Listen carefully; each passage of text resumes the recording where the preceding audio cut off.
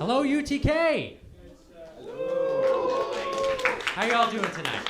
Doing all right. So we already have a very excited crowd here. My name is Thomas Sheedy, president of Atheists for Liberty, a 501c3 non-for-profit organization that stands for free speech, free thinking, and freedom for all. We have been working tirelessly to make sure that this event goes successfully. And like every stage of event planning, there's lots of ups and downs, but through all the panic, through cultural mayhem, and through everything that's been happening in the news these days, we are here. And we're not leaving. We're not fucking leaving. And so it's going to be a very, very exciting event tonight. I'm so happy that all of you are here. Smiles on your faces. So I want to give a shout out to a few different people who have made this event possible. First off, all the advisors, from David Silverman to Yasmin Mohammed, Peter Boghossian, Michael Shermer, so many people that have been trying their best and working their best to spread this event to all of you nationwide. We have some of you I know that have drove long distances to make this event happen. And so I want to give a big shout out to them. I want to give a shout out as well to all of our allies and influencers that have been able to share this. I especially want to give a big thanks to Drew, the chapter president of Atheists for Liberty at UTK. If any of you are interested in our work, you could check us out online and speak to him about more activism and things to come in the next semester. And the team has just been phenomenal. We have done a lot of things that we even considered to be impossible over the last 48 hours, and I couldn't be prouder for all of them.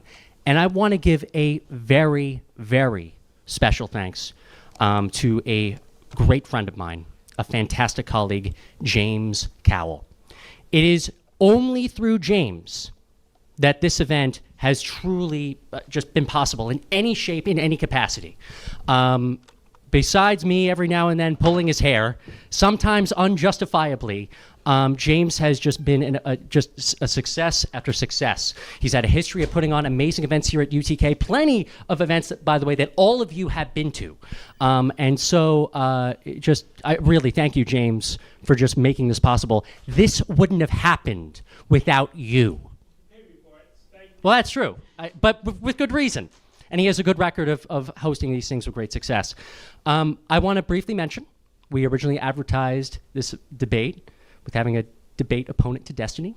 Andrew Wilson is not here. You might have noticed that. I have some things I could say about that, but I'm not going to tonight. But regardless, this event is still proceeding forward. And we have just been doing a great job working with Destiny. I am so thankful to Stephen for agreeing to still come out, still make this event possible for all of you. I know all of you will have various different perspectives on this debate, and we're looking forward to seeing it all play out tonight. We care about freedom of speech here at Atheists for Liberty, but we also want to make sure that this event goes on without a rapid disruption. That means no crazy noises to where nobody else can hear myself, nobody else can hear Destiny, or nobody else can also hear some of you that we will ask to come on up and sit in this chair that I'm sitting in right next to Destiny. The format of this event is going to proceed as followed. I am going to go ahead and ask a question that we already pre-prompted, pre-worked on, all that kind of stuff. We're going to go ahead and ask Destiny for him to give his opinion on the matter. And if either you want to ask a question of your own, or you want to give a stance on the question that I asked to maybe give a rebuttal to Destiny, or maybe you agree with Destiny, we will go ahead and pick you out from the audience and have you come on down here to be right next to Destiny himself. I think it's still a pretty good plan despite all the impromptu changes we've had to make, but thanks to the team, this has been possible. So without further ado, ladies and gentlemen, I want to present on this, not even stage, front of the lecture hall, next to me, Stephen Bonnell, AKA Destiny.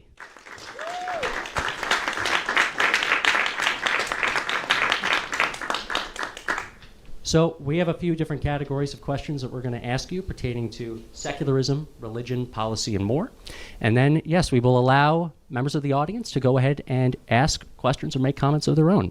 So we're going to go ahead and start with the first one. The first category is going to be secularism versus Christianity as a moral system.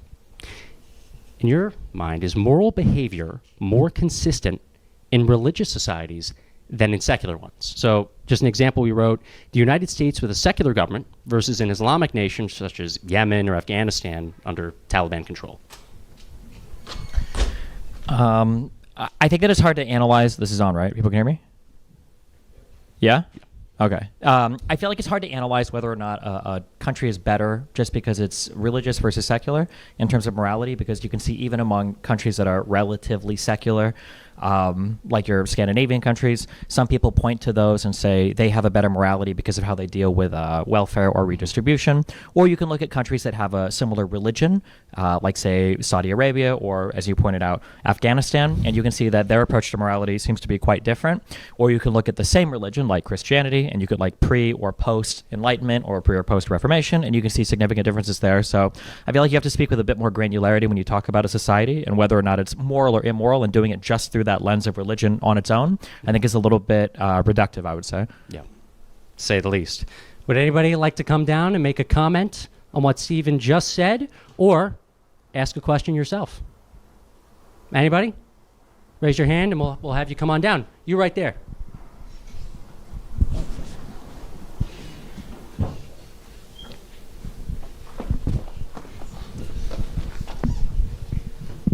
Go ahead and state your name in the microphone. Hi, I'm Kurt. I'm actually the vice president for the Atheists for Liberty chapter here at the university. I think you gave a pretty good answer to that last question, so I kind of wanted to go on to a different topic.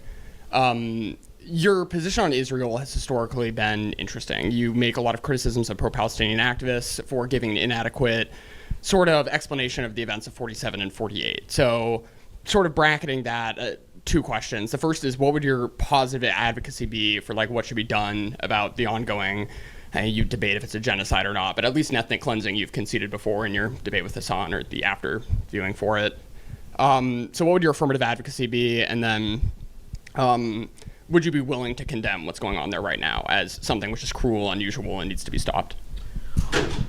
In terms of positive advocacy, the thing that I've always said about the conflict is that both sides have to be willing to make some painful concessions, and I feel like a lot of the international pressure infinitely incentivizes both sides to continue on their current course. If you're a part of the pro-Palestinian movement, the international community has gassed you up into thinking you don't have to concede on literally anything that you would have negotiated pre-67. And if you're Israel, the international community has offered you basically only harsh words, which means you should just keep trying to conquer more and more of the West Bank. So I feel like both sides right now are in this weird position where it would be stupid for Israel to stop because they've only made gains, and it would be stupid for Palestinians to give up anything on paper because they still have the whole world open to them. So I guess when I look to advocacy, what I really look is there has to be like a painful concession that both sides are willing to make, and the international community has to agree to kind of like force both sides to start making progress in that direction. Because right now I think there's too much incentive on both sides to continue into perpetuity.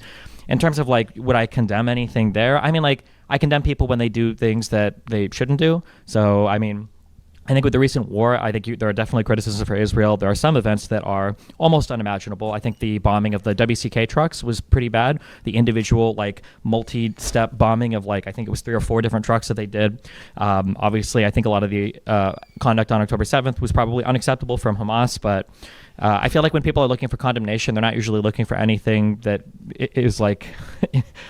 I don't know, as intelligent people usually just looking for you to take a side on it, and I think that it's a little bit too complicated to stake out like a singular position on it. Yeah. Well, I don't think it's actually that complicated, right? I mean, you're willing to call Project D or whatever it was, and it was Project D in the aftermath of 1947, the initial sort of conflict there, and the ethnic cleansing which occurred then when they burnt over 500 Palestinian villages and sort of led to the Nakab. You're willing to condemn that as ethnic cleansing, but not when they say, you know, we're going to force them out of the north, we're going to force them into the south, and then we're going to force them beyond that. Right, which I depends on how deep into foreign affairs you want to go. I don't like the term ethnic cleansing. I think it's especially applied pre-91, pre-Yugoslavia or whatever. I mean, like, I'll condemn things insofar as if you're killing civilians with the purpose of killing civilians, I don't think it's good. In terms of Plan Dalit, which was arguably it was the mass expulsion of Palestinians from villages that they lived in Israel in 48. Some people argue that was the goal all along. I don't think there's ever been compelling evidence of that. Other people argue that the Arabs would have done the same to the Israelis. I mean, I think even the Arabs would tell you that. What's the problem with the history you is... called it ethnic cleansing in the past. I don't think I ever have. I hate that term. I think it's a really silly... quote if you want. I got the clip. Okay, sure. I mean, there might be a clip of me saying something akin to this, but insofar as like the definition of ethnic cleansing applies, I mean, I might have said it before, but the term ethnic cleansing this idea that you're expelling people from some area because of their ethnicity or whatever, it fails to capture a lot of the history, like at the time, like things that were happening between, I think it was India and Pakistan, things that were happening in Turkey at the time, with big population transfers or sometimes even genocides. It just doesn't get you very far. I feel like when people bring up the term ethnic cleansing, what they're trying to do is they're trying to invoke some level of like normative badness, so much so that you were forced to condemn one side or the other and say that they're like completely in the wrong and they have to leave it. It doesn't progress the conversation. It does the thing that I was saying earlier, where it just makes the conflict intractable because one side is so obviously wrong and the other side is so obviously right that you can only pick one, and it's like, well, this is never going to happen, obviously. So well, then we can try to look at like active, like feasible policies which you can use to resolve it. And you've criticized a right to return before across the entire Palestinian state. I mean, I would call it that, but across the entire region. And there might be something to that. Obviously, you can't have like a total displacement of the people who like currently live there. But in situations like the West Bank, would you support a right to return to the areas which have been like overwhelmed by settlements? Would I support a right to return in the areas that have been overwhelmed by settlements? So in the West Bank, the areas which have been, blockaded off by walls, they've set up checkpoints, they've completely removed any Palestinian presence in those territories. Would you support the people who have been displaced from those locations being able to return at the expense of expelling current Israeli settlements? Yeah, so for my position, and there might be other positions that you could take in negotiating some final peaceful settlement, I think that when I talked earlier about how both sides probably need to make some painful concessions that they're not willing to make, personally, I think either the mass expulsion of Israelis, which would qualify as an ethnic cleansing under the definition that you're using also. Not from the settlements, no. Why would that not be an ethnic cleansing? Because the settlements are predominantly a proactive settler movement, right? Yeah, but how is it? But wouldn't it be an ethnic cleansing to clean the Jewish people off of those but places? It's not because they're Jewish, it's because they're settlements. That's the issue. Careful.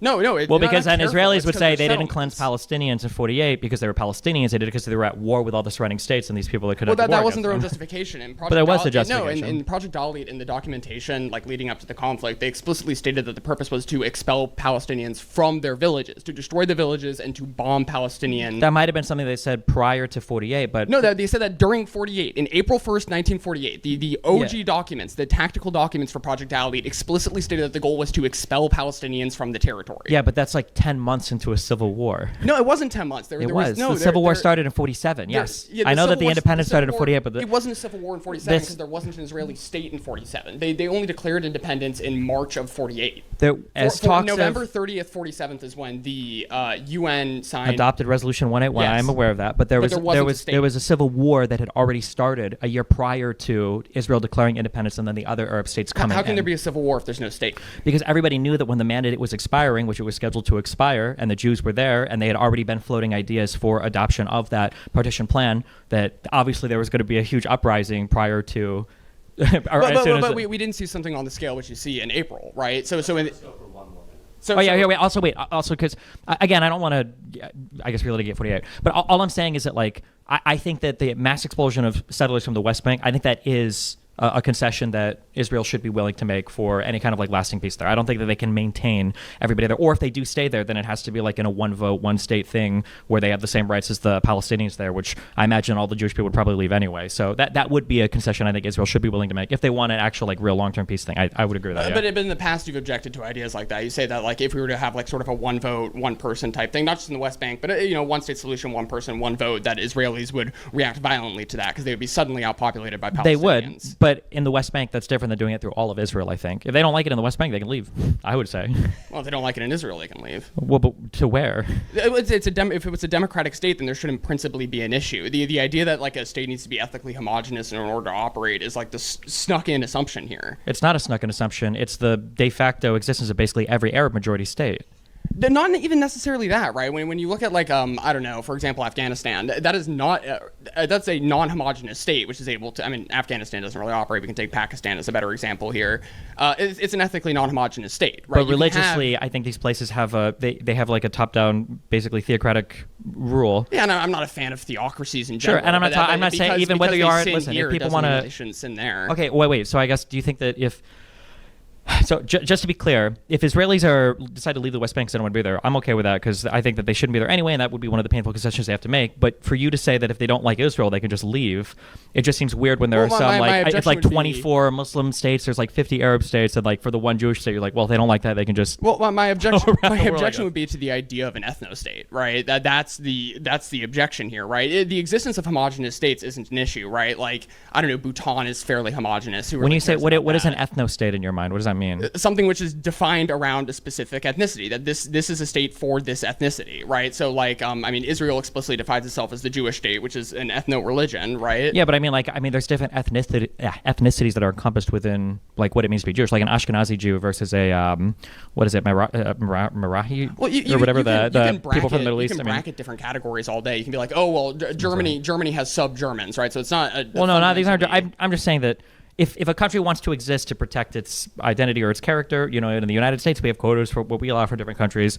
Obviously, in Israel, it's a bit more strict. I mean, I think that there's probably good reason for them to feel like if they were a minority in that country, they would probably have the same fate as every other Jewish minority in every other country. It just feels like it's a dangerous logic, which we don't apply to a lot of other states, right? Like if we were to say like, Germany should shut its borders to all immigrants. Germany's for the Germans. We would go, whoa, that sounds familiar, right? Well, but then the question would be, what is the motivation for that?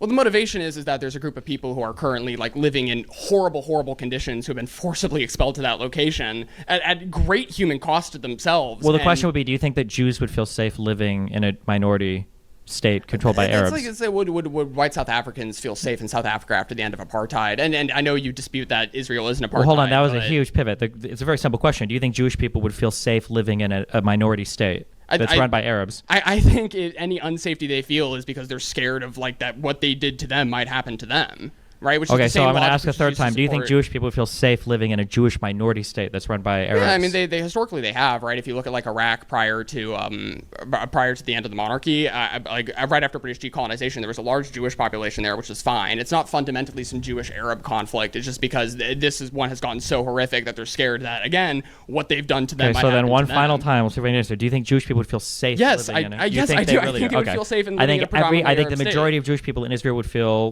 differently about that, and I think the last 100 years of history has shown us that probably wouldn't be the case. If you look and at the fact that you literally years, keep saying over and over, why would I go back 1,000 years? If you look at the history of like Arab-Jewish relations, they've been relatively fine until recently. They literally haven't. The only reason Palestinians are in that area is because of the caliphates that have conquered like the greater Middle Eastern region. What do you mean? There weren't expulsions of like large Jewish populations. There weren't expulsions. They were locked into one particular piece of land and served like as subservient to the Muslim population. I mean, or you can have the last word if you want. Not historically though. Is my point.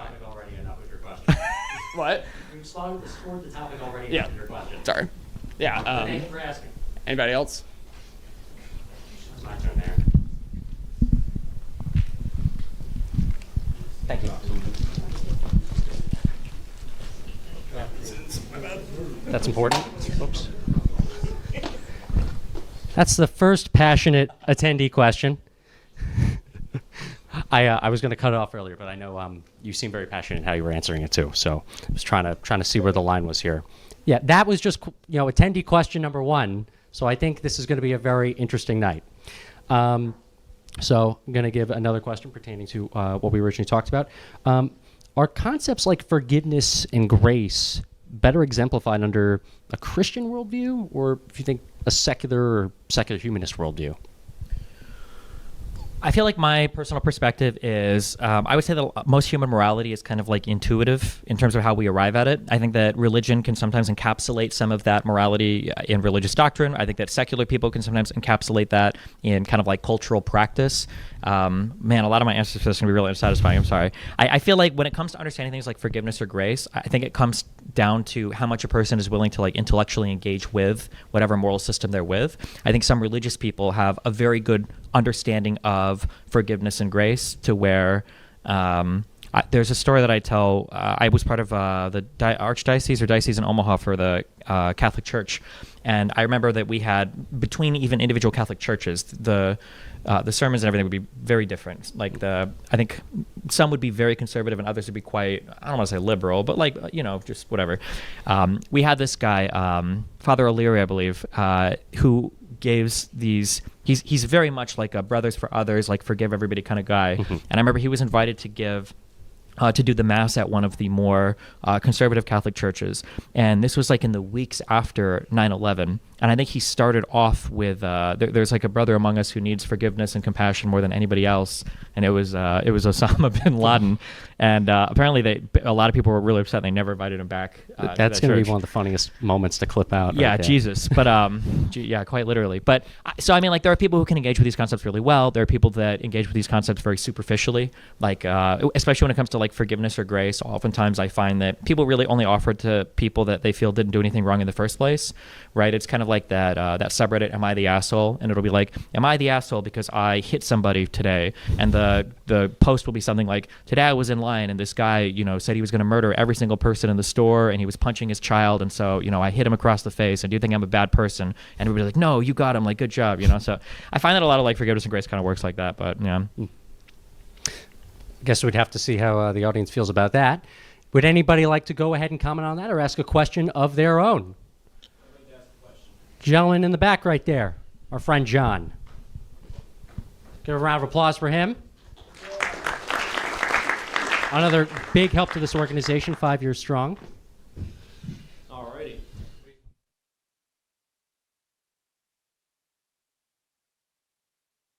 How's it going, John? Hello, Stephen. How are you? Pretty good.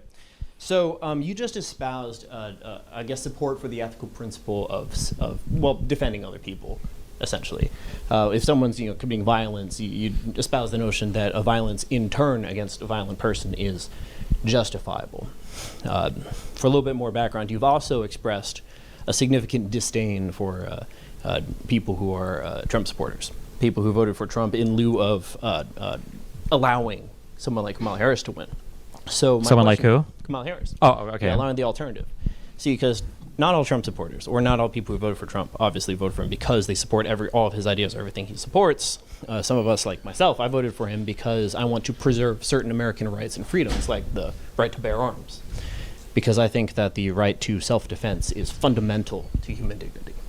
And I think that in order to preserve such a right, ultimately, Kamala Harris's stated intentions on multiple circumstances was to enforce mandatory gun buybacks and assault weapons bans and things like that. So I'd like to ask what your opinion of I guess the action of choosing the less bad option in the context of voting for like someone like Donald Trump in order to stop Kamala Harris from winning. In light of everything that you've said in the past, especially some of your sentiments where you were, in my opinion, a little bit gleeful at like a person who got killed at a Trump rally. Well, I definitely wouldn't want to be gleeful about any violent acts in front of a Trump supporter, because you guys definitely never do that. So, I mean, you have to weigh the pros and cons of any candidate. I mean, there's going to be a collection of issues that you support and a collection of issues that you don't support. That's going to be true of anything. I don't like that. There's this weird cop-out that people use of like, I don't want to support the lesser of two evils, when like tautologically, definitionally, you should always support the lesser of two evils. It's literally less evil. Yeah, so I don't understand why people are like, I wouldn't do that. If you present any situation to somebody, like if I could cut off one of your fingers or two of your fingers, you'd probably choose one finger, even though it's still bad. So it doesn't really make any sense to say, I can't choose between the lesser of two evils, especially when the outcome, like you said, is inevitable. Like one will win.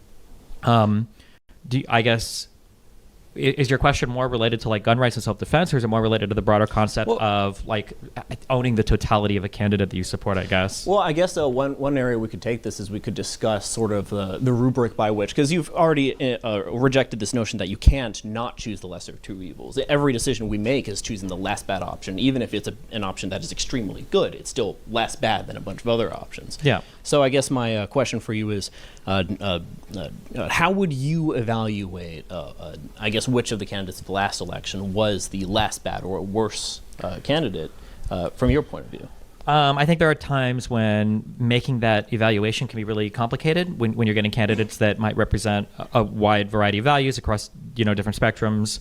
I think it would be really difficult. I don't think the last election was difficult. I mean, I would say that when I look at the things that make America what I would consider to be is the best country on the planet, so whether that comes down to our individual rights and freedoms, whether that comes down to respect for rule of law, whether it comes down to our place on the international stage, I would say that, or the well-being of our economy or anything else, I would say that in all of these topics, in every conceivable way, even when it comes to gun rights, I would say Kamala pretty farly outshined Donald Trump. I've seen Donald Trump say some pretty crazy things when it comes to gun rights. You know, he was a huge fan of like really oppressive red flag laws. I think he had a conversation with Pam Bondi about that. He did the bump stock ban for whatever reason, I guess because of the Vegas shooter. But his judges overturned that. They did, but I don't know why we would give him credit for that when nobody gives Biden credit for killing affirmative action when judges overturned affirmative action. When engaged in this calculus of the less bad option, I'm not just weighing the specific policy decisions of the specific person involved. I'm also weighing what the overall viewpoints of the administration that they're bringing with them will be. And overall, this current administration is one of the most gun-friendly administrations, even though Trump himself doesn't have the most stellar record on that. I mean, they're basically eviscerating the ATF in all but name right now. Ultimately, and also I'm pretty happy about what they did to USAID, honestly. But but these would be other things that aren't related to gun stuff. I think the ATF is pretty good, personally. I don't want to see the ATF eviscerated. I think being able to run a trace on a gun that's used in a crime, I think is probably a good thing. But I mean, these might just come down to individual, I guess, stances on gun stuff. Like, I'm a big fan of firearms, but so what is the boundary of the right to self-defense? I guess in your estimation, because ultimately it doesn't make any sense to assert that a person has the right to self-preservation if they don't have a right to self-defense. It doesn't make any sense to assert that a person has a right to self-defense but doesn't have the right to equip themselves to actually effectuate such a defense. Right? It's such a right to self-defense would clearly be a lie. Right. So ultimately, I mean, you have to be careful when you say like a right to self-defense allows you to, effectuate that right, because we can easily imagine scenarios where you take on the right to self-defense, but it's in a way that's so socially harmful or destructive that we would say, well, you probably shouldn't be allowed to do this. If somebody's at your front door and you could set off explosives, is a right that you do not have the right to effectuate a right at all. It's like if you supposedly have a right to a certain thing, to do a certain thing, but you don't have the right to do the things necessary to do that thing, can we actually say then, honestly, that the person has the right to do that thing? Well, yeah, because it's probably going to be in somewhat of a gradient, right? Like if you take away the right to own firearms completely, even that wouldn't take away technically the right to self-defense. There's plenty of other ways you can defend yourself without a firearm. What defense do you have as an unarmed person against someone who is armed with modern weaponry? Well, you don't have to be unarmed. You can use a knife. You can use. I'm just saying that conceptually. Bring a knife to a gunfight? What? Bring a knife to a gunfight? Well, depending on how close you are. I mean, but I'm just saying that just because you don't have a firearm doesn't mean you've lost the right to self-defense. There are people that defend themselves without firearms all the time. No, you've just lost the right to equip yourself to defend yourself effectively against someone who is comparably armed. Sure, but what I'm saying is that it's all a gradient, right? Yeah. Like you haven't lost the right completely just because you don't have the maximal enjoyment of that right? We wouldn't say that like if you're in Europe you don't have the right to self-defense because they can't have the same, firearm. Well, actually, I would say that in Europe. So then you would agree right now in the United States you don't have the right at all to self-defense because you can't own like a fully automatic rifle, or? Well, actually, you can own a fully automatic rifle in the United States. It's you just prohibitively have to pay the burdensome, I would say, right? Well, it's $200, but and then you have to buy. And then you have to buy the. What's a fully automatic? Yes. Yeah, these are thousands and thousands of dollars for these. Yeah, they tend to be expensive. And that's I think kind of the point is they're trying to price people out of exercising a constitutional right. Yeah, but I'm saying we wouldn't say that you lack the right to self-defense just because. Well, it's an infringement on the right. I mean, I agree with you. Yes, there's always sliding scales, yeah, that's but all I'm saying. there's a point at which you've slid the scale so far as to effectively render exercising the right ineffectual. Yeah, I would agree with that. I don't think that where we're at right now with our firearm restrictions I don't think we're there. Yeah, we aren't, which I'm grateful for. Yeah. Which part of the reason why I voted the way I did. Sure. I don't think Kamala would have ever. I don't think we would have lost our guns or anything under Kamala. I mean, she did promise to do mandatory gun buybacks, so you can't really buy back something that was never yours to begin with. Sure, but I don't think she would have the political capital or the will to get it done. It never happened under Biden. They didn't even get close to it, so I feel like it wouldn't have happened. Fair enough. Thanks for chatting. Yeah, thanks for chatting. All right. Continuing onwards, this is either going to be your shortest answer of tonight or one of your most unique answers. Okay. Should religious beliefs influence public policy decisions? Yeah, of course. Like if you believe strongly in a religion, I mean, you should obviously vote on the things that you feel are morally correct. And I imagine your religion is heavily influencing your morals, right? So, I mean. Now, the reason why we wanted to ask this question is because also the demography change of the country, right? So the United States is becoming more of a secular nation by a factor of 10. You've seen this a million times already over the last 10 years. More and more people are calling themselves atheists, agnostics, non-religious Americans, or even people that just don't want to go to church on Sunday and they're never going to tick a religious box when the Pew Research Center or another organization asks them their affiliation. That's becoming more of the reality in the West, where we're trying to solve issues more with a secular lens because of the demographic change. More and more people are just not seeing religion as a solution to certain problems, or you have people that are part of so many different sects of various religions to where there can't be a common unity amongst them anymore because of that just decreasing in religious affiliation. So under that situation, do you think that, I guess, through the marketing from a policy analyst or somebody in the federal government or a state legislator holder or whatever, should religion still be really emphasized to get people on board to support certain policies, certain actions, or should future policy work be done in more of a secular way based upon this reality? I mean, I guess it depends on what you mean by religious versus secular. So, for instance, if you're voting like difference between like pro-life and pro-choice, like your understanding of when a human becomes a human or when it becomes worthy of protections is probably going to be heavily influenced by your religious belief. So, is like an anti-abortion bill, is that like a religious bill? Or if you think that like you shouldn't be allowed to murder somebody, is that because you believe, religiously we all have a right to life? And so it's hard to like tease out because religion kind of creeps into so many different areas of your life. It's hard to say like you can't use your religion at all when you're deciding this. And I'm sure, as an atheist, I'm sure you've heard it said a million times, like, oh, well, if you're not religious, does that mean you have no morality at all? You think everybody should be able to murder everybody? You're like, well, that's not actually true. But you can see like a religious person is probably getting a lot of their prescriptive things, which are important for policy because you're telling people what they can or cannot do from the religion. I guess I'll try to frame it in a different way as well. Like, so the pro-life movement, for instance, I've told plenty of pro-life atheists that they should become the new heads of the pro-life movement if they really want to show that being pro-life doesn't automatically equate to being theocratic, that you might have a secular biological reason for, in their view, right, if you're pro-life, protecting human life, protecting the sanctity of life, right, to make the issue more nonpartisan, to get Americans of various stripes on board, based upon as well the shifting demographics. Like the stereotype automatically, like you listed abortion as that issue based upon a stereotype that exists, that in order for you to be pro-life, that some people believe that in order to be pro-life you must come from a religious place. Yeah, I mean, that's a question of strategy more than anything else. If you lived like in a heavily religious town, then you're probably better off playing the religious arguments. If you're trying to get people in San Francisco or LA on board with some pro-life movement, you're probably better off doing the more secular arguments. So yeah, I would say that's like a question of strategy and tactics more than any kind of like moral question, I would say. Does anyone want to debate that topic or give comments of your own relating to it, or ask Destiny a question of your own? You right there. Yes, sir. You can come right on down here and sit right next to him.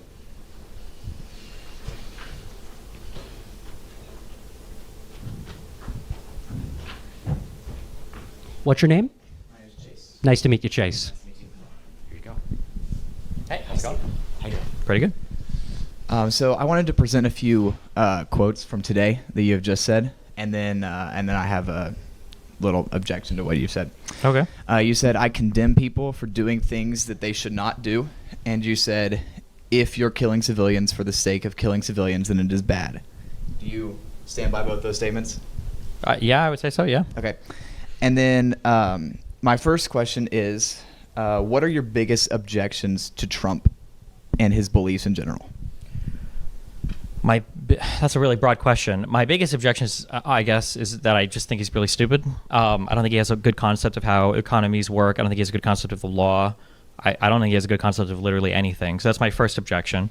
My second objection is more specifically on the law. I think he has a huge disdain for the legal system, and the weaponization that we've seen of the DOJ under him, I think has been unbelievably horrible compared to anything we've ever seen in the entire history of this country. And I think that his conceptualization of economies, especially the global economy, and his approach to just tariffing everybody and everything, and how a trade deficit means we're losing, I just think is comically stupid.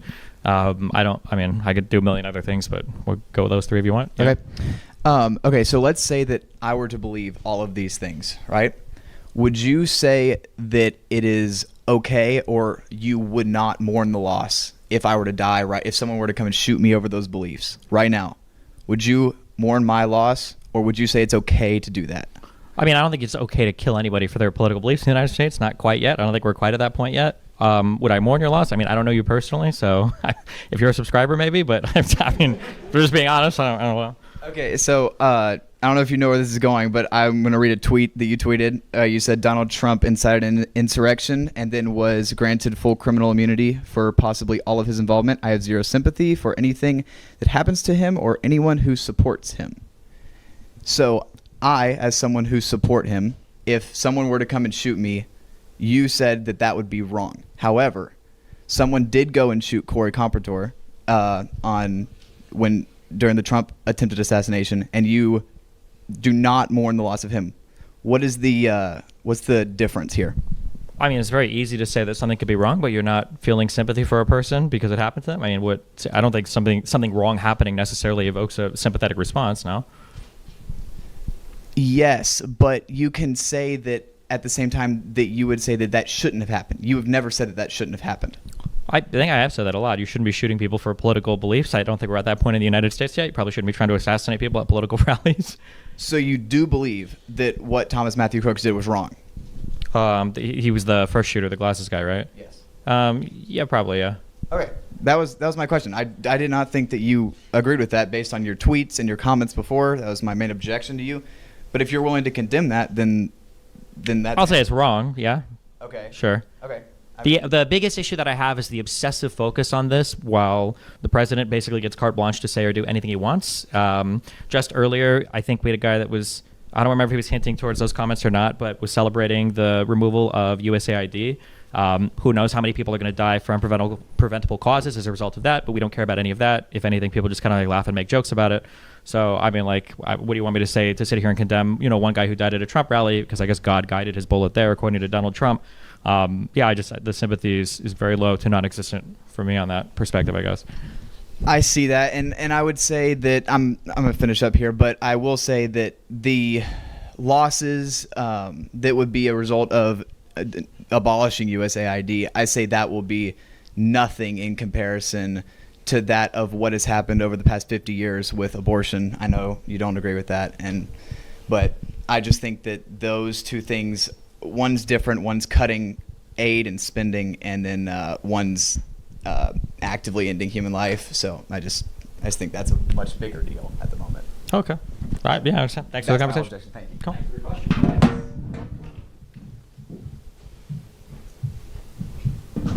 All right.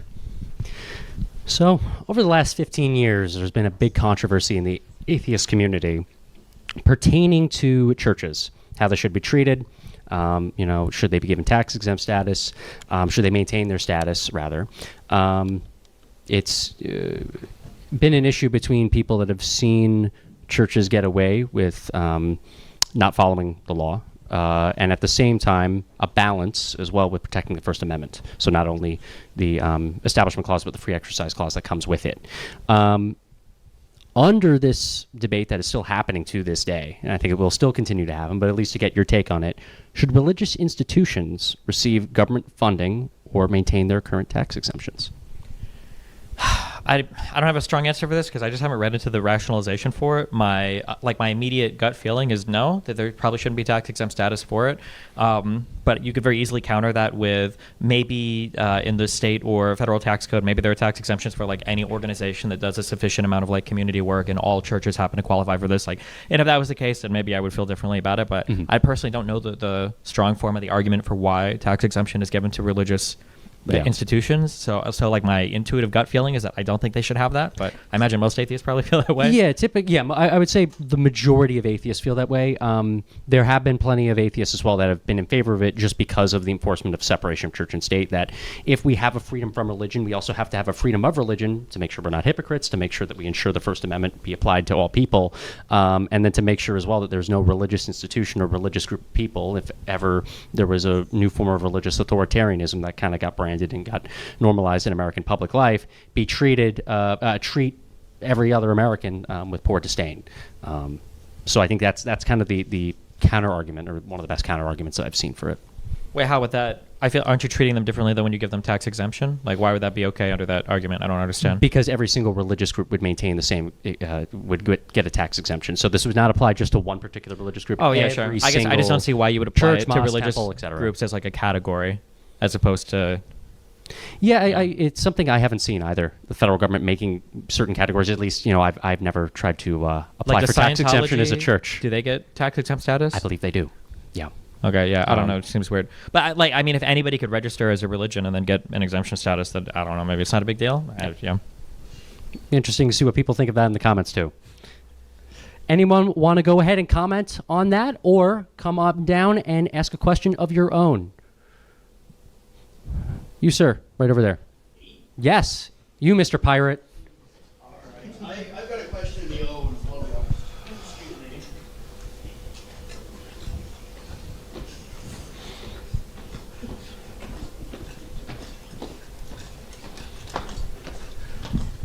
me. Now, what's your name?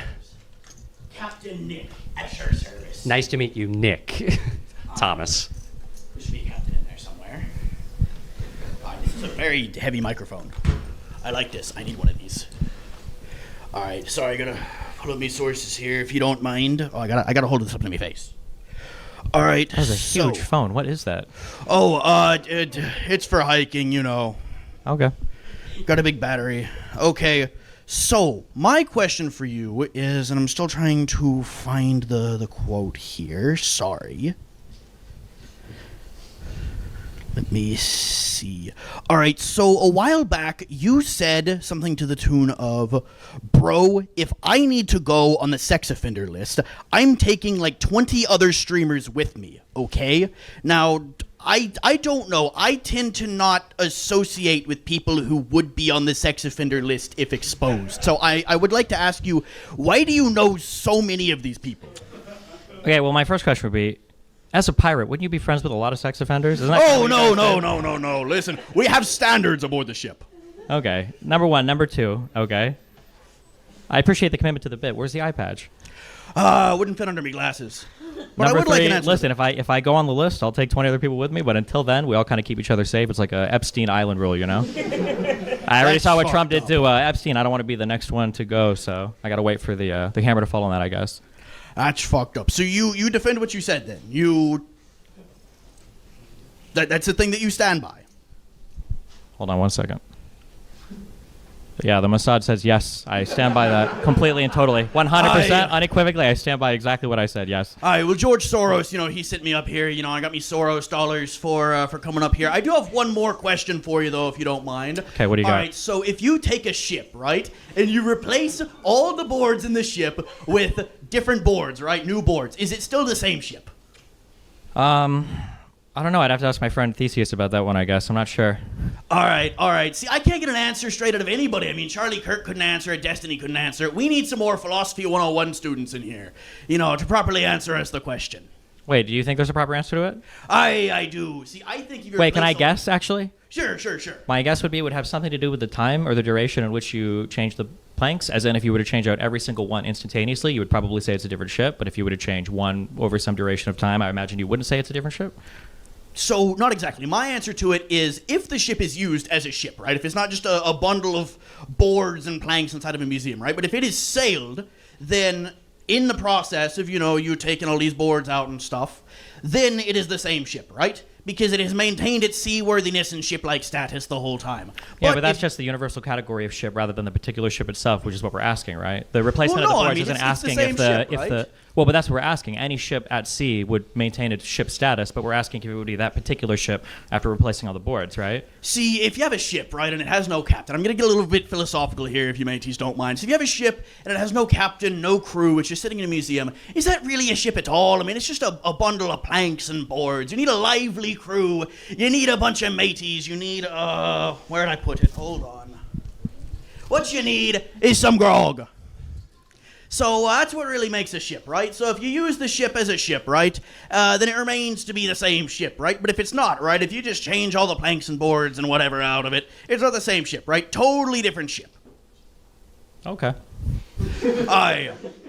I have one more thing to say. Zhao Hong Shu. Thank you, mateys. Who do I hand this microphone to? Right back to me. Thanks for your question. Aye, thank you, mateys.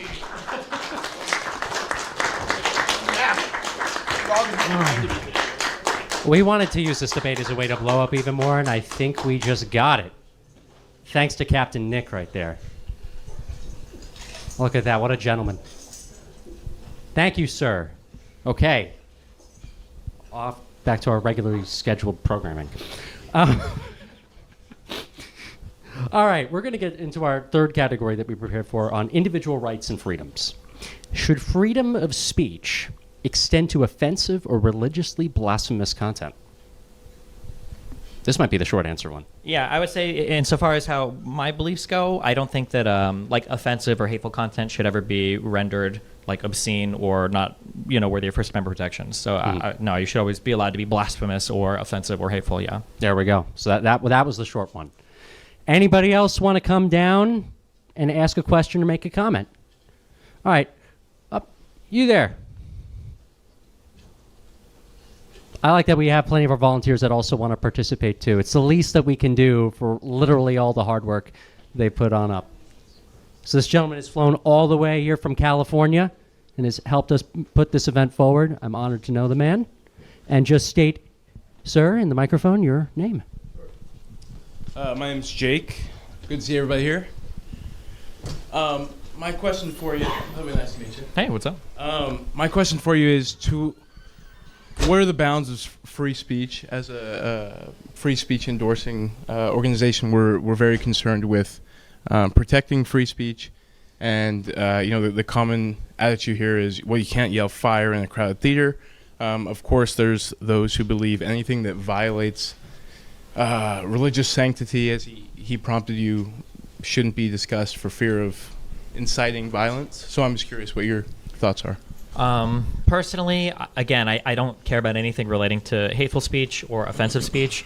I do think, and this is a very unpopular opinion on all sides, but I think that there needs to be a really tough look at the media environment and how that speech is regulated, because I do think right now our First Amendment is being abused by people that just want to go out and basically knowingly and intentionally lie about everything. So you like the model of the UK where they have a government-ran entity that enforces what's free, or you think that are you thinking about the BBC or? Yeah, do you think that, or perhaps what I've heard more of is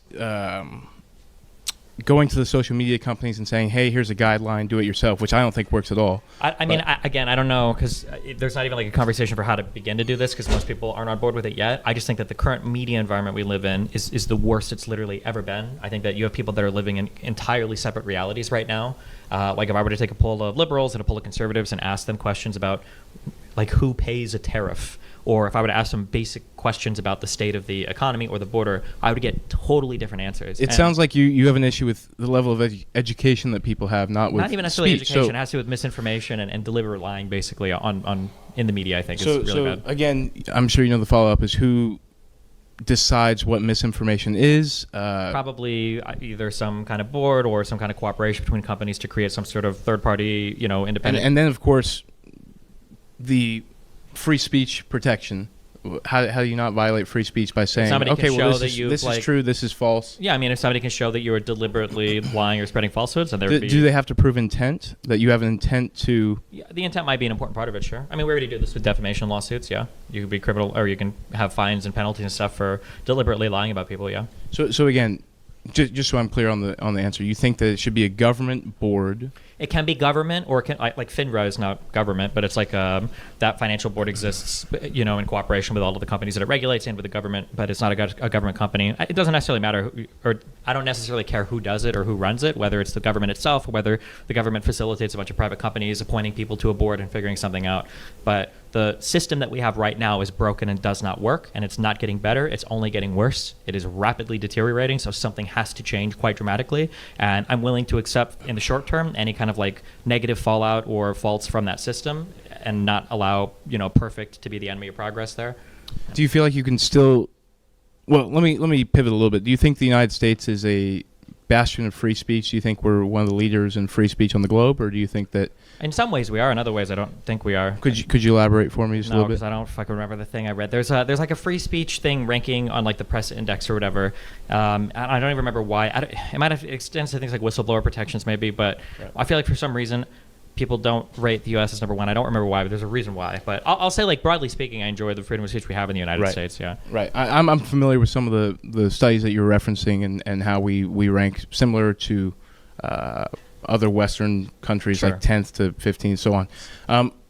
Going back, do you think that you yourself believe in free speech, and how do you reconcile your belief in free speech with what you're proposing for some form of censorship? I mean, I think that freedom of speech can't exist in an area where like so much bad stuff drowns out people's ability to And speak to further, each other. why has freedom of speech worked in the United States for so long, yet now it needs to have some kind of correction? I think historically there have been a lot of gatekeepers to a lot of arenas where speech happens. Like the media typically had editor boards, they had reporters, they had journalists that were trained to do their job. And now, especially with the rise of alternative media, that's all kind of disappeared. And now you're seeing more foreign intrusion. You're seeing more domestic people that are just idiots that are just like spreading their opinion. Just the idea that like it's only freedom of speech if everybody can scream as loudly as they want, and anything less than that would be not freedom of speech. I just think I think it's a very reductive or naive way to look at it. Like if I were to say that there's a room full of 10 people and one guy brings a stereo and he turns the volume up to 500 and nobody can hear each other talk. If somebody were to come in and say, this guy needs to shut off his stereo, I don't think we'd say, well, that's a law against freedom of speech. Do you think the censorship there is contradictory to your freedom of speech? I'd say, no, it allows the other 10 people to have an actual conversation. Right now in the United States, we have no conversations anymore about policy. We don't have no conversations about anything because it's drowned out by the amount of insane misinformation on all sides. And the idea that censorship would somehow be a reduction of freedom of speech, when I would say right now, we basically have no good speech in the United States. I just wouldn't buy that premise. Your analogy presupposes that one entity or one leader of misinformation has much more power than the individual, because you gave the example of Well, I could say 5 people in a room talking and 5 people in a room with boom boxes, if that makes the analogy better. Well, I'm just curious, because if you have individuals expressing their beliefs and it's not targeted, it sounds to me like you're kind of saying there should be some kind of difference between individuals versus large entities spreading misinformation, as you call it. Yeah, I think that media companies should be held more accountable, or media accounts, that things that are claiming to disseminate media or do media reporting, I think should be held to probably some kind of standard. Do you think the speech environment we live in right now is healthy or good in the United States? Again, I think we have to define healthy good. How would you I define think it's negative to the intelligence of the society when you have so much prevalent, as you call it, misinformation. I don't like that term because I think it's used for censorship, which I'm against. But I would say belief in all different views on subjects that are clear cut and should be, and what happens is it inspires further branches off into madness, ridiculous, and Which I would say that we've belief becomes branched off. society. Yeah, I think that's bad. I think we're doing that a lot right now. I think we're not there yet. The Well, reason can I really- entertain just a quick, simple. Sure. Can I ask in here how many people voted for Trump? Like, would you raise your hand? I don't know how many. So if we're Okay, wait. And then, so like, if I were to ask a question, like, how many people believe that, as per Elon Musk, that like Social Security Administration was paying out money to thousands of dead people? Nobody believes that? 1 guy, 2 guys, 3, 4, 5. Okay. I think I was in a room with more. Listen, these guys are my fans, okay? So it doesn't count, okay? But if I was in a room with more Trump supporters, I think a healthy amount of people would raise their hands on that. That was just like a lie that was repeated over and over and over again by Elon Musk and Trump and his entire cabinet and a lot of the right-wing media.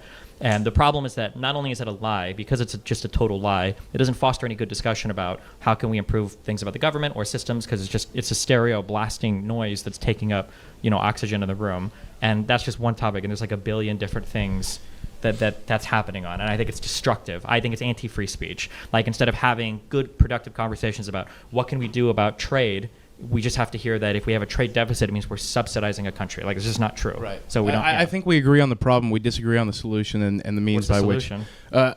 I don't think it's censorship. I don't think it's having a Yeah, but what is litmus. the I don't think it's solution a litmus test to say your information is valid. Your beliefs are right, Sure, true. but what is the solution, or what would you change? Going back to, you said, is it good for the society? And because something's bad for society doesn't mean I ban it or get rid of it. Or Sure, but then I'd ask again, what would you change though? I think the system we have is good enough, because it's a line, it's a trade-off, right? The trade-off is individual liberty, your right to free speech, and the consequence of that is people believe misinformation. And by the way, another important part about misinformation, what you think is misinformation, somebody else is going to think is truth, and so on. Sure, So but are you an atheist? now you Wait, have, wait, well, you hold on. have Are you an atheist here, or are you a religious person? I'm an atheist. Okay, so usually as atheists, we tend to, more than other people believe in that objective external reality, and there's some truthful statement, there's some fact of the matter out there, right? And so We can't just say again, that, like, this well, is- different this people can is- have a different perspective on truth. Right. That can be true. So, for instance, people can have a different perspective on, do you think trade deficits with countries are good or bad? There's plenty of different valid perspectives on that. There is no valid perspective where somebody says a trade deficit is subsidizing a country. It doesn't make any sense. Or that where you just invent tariff numbers from other countries and say they're tariffing us this percent when they're not. You're not going to catch me defending the tariff Well, but you're defending the response. status quo of that, and that's what a No, lot of people I'm are starting to defending believe. people's right to express their opinion, whether or not it's grounded in fact or not. I disagree with your assertion that it's beneficial to society to get rid of certain speech that's as Do you think say. the media environment that we have right now is good? Again, it has to go back to good. What's good? Well, do you I think think the it's media, good. well, I think 'cause it's good in the I think sense. the media environment we have right now is leading probably, like, potentially to the end of this country right now. I and anytime disagree you want to with- throw up any I roadblock think whatsoever, we've people had, say we've had extreme partisanship in this country. it's not. The before. problem isn't partisanship. The problem is factuality. Yeah, I understand that argument. I'm telling you that I don't think it's a valid trade-off to say we're going to sacrifice individual liberty to hopefully, and you don't even know it's going to work either, by the way. You I don't know the current system isn't working. Yeah. This is not working what we have right now. This is Right. fundamentally, completely, and totally broken. I know we probably got to move on, so I'll just close on this. Sure. I appreciate your opinion. I Okay. obviously feel differently. I think that free speech is needed. And so anyway, nice talking to you. Oh, thanks a lot. I appreciate it. I'll admit I didn't want to end that one early. That was very fruitful. So we all know you're a big fan of Donald Trump. So speaking of that, the answer you gave. So the Trump administration, they recently created an anti-Christian bias task force, of course, which has sparked recent controversy.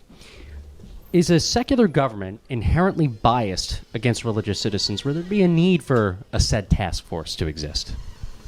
No, I mean, like I said, I would say that like religious values should be like an abstraction, or rather, your principles should kind of be like an abstraction away from your religious values. So, if you believe in a religion, and because of that religion, you believe that things like, say, murder or stealing should be illegal, then the government should be able to talk about those abstracted things of like murder or stealing. I think it's possible for the government to operate in such a way that it doesn't infringe on a person's religious values by just focusing on whatever the particular policy things are. I think that should be, I think that should be more than possible. Yeah, I don't know why Trump. I know why he made it. That was going to be my follow-up. Why do you think I the don't Trump know why- administration came out with such a task force? Because he simps for evangelicals, just like he simps like the whole Columbia, Harvard stuff is because he simps for Israel. Like, I mean, it's just yeah. So actually, I'll ask another follow-up because this is what's so great. It's like what's with all these other people? It's like an extra follow-up just keeps coming with this.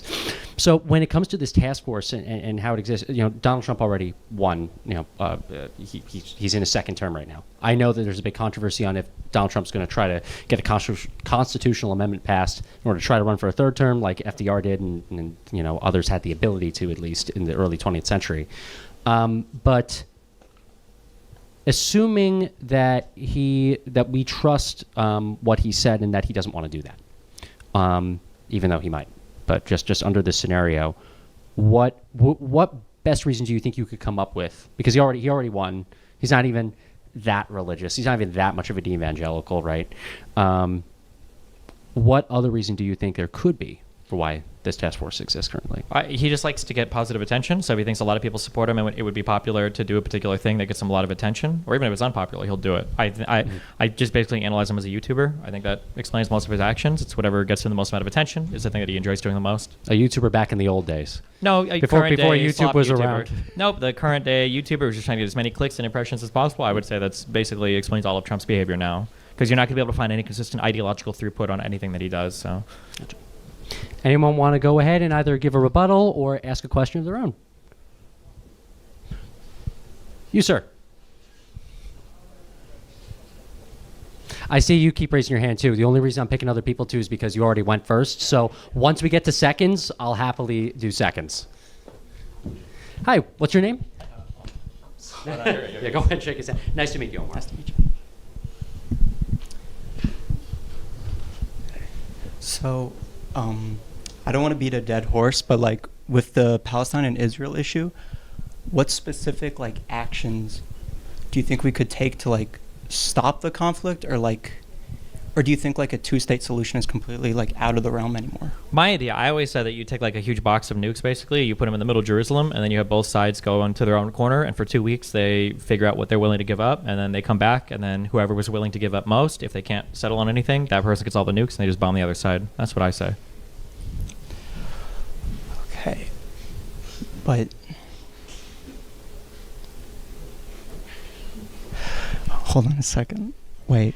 I think the issue is, so maybe something like that, but less actual nuclear, more metaphorically nuclear. Like, I think Israel and Palestinians should have to come together, figure out who's going to lead the Palestinians. I don't know if Abbas can do it. The guy's like 120 years old. Have them do another election, have them do another leader, have them come together and negotiate. If neither side is willing to give an appropriate amount, then Israel loses all of their funding from the United States. If the Palestinians aren't willing to give up anything, then they lose all of their international funding and support, and until one people is starved out, and then you just move on from there. If you actually want a solution, there has to be like an impetus for both sides to feel like they need to come and negotiate. Yeah. Well, I agree with you, but I don't think like right now, like Palestine or like on the international level, they're even incentivized to like stop what they're doing because of like the amount of support they're getting from the United States government, and just like the one-sidedness of like the whole conflict. But like, because earlier when you were talking about like with the like people being brought back from the like the settlements or whatever, and like being like taken out and bringing back the Palestinians, like do you think like a distinction needs to be made, like to first like fix Gaza and then like focus on like the West Bank or something like that, like to make sure like each side gets like a fair treatment? Or like, as in like the difference, are you separating out like the Gazans and the West Bank Palestinians, or? Yeah, because I'd say they're pretty like distinct. I would say that's probably not a good perspective, because I think that benefits Israel quite a bit if they're negotiating with two different parties rather than one combined party. I think ultimately the Palestinians would probably want some kind of combined state that incorporates Gaza and the West Bank at the very least, as opposed to having basically like a three-state solution. I think that would probably not be as good for them. I agree with you, but like at the same time, like I feel like they're not really like incentivized to like even want to like change. Or, yeah, like, nobody's incentivized. That's the issue. But I would argue that it's because of a lot of the international pressure on that area on both sides. Then what should the United States do to like pressure them, or do you think we're not even like in the position to like? Well, the pressure, I think it can't just be us pressuring Israel. It also has to be the Arab side pressuring the Palestinians as well. So, like, the pressure has to come from both sides on both parties to negotiate. What pressure would you say for, like, the Arab nations to do? Well, I mean, there were talks at one point, I think, of Saudi Arabia running the Gaza Strip, but understandably, none of the Arab nations really want to get involved with it because it's a clusterfuck of an issue. They're just the problem is that right now, because I heard you say before, like they don't even want to like take Palestinian refugees, I think you said. Well, yeah, because the goal is to keep the number of refugees high so that they have a big right of return, so that they can always outnumber them demographically, right? Mm-hmm. Yeah, the number is really important, because if Israel ever feels like they have enough Jews to outnumber all of the Arabs, then they'll just start annexing territory en masse like they do in the West Bank, kind of. Interesting. Okay. Yeah. Yeah. Oh. No, I have another. I have a stupid question also. So back to like the trolley problem or so if you have one guy on one side of a trolley and then another guy, and it's a trolley that meticulously gets taken apart and put back together, but there's one person on one side and two people on the other, would you pull the lever to like kill the one guy? Does it matter that it's being pulled apart and put back together? Is that relevant? Yes, because if it's being pulled apart, then it's technically not you doing the action.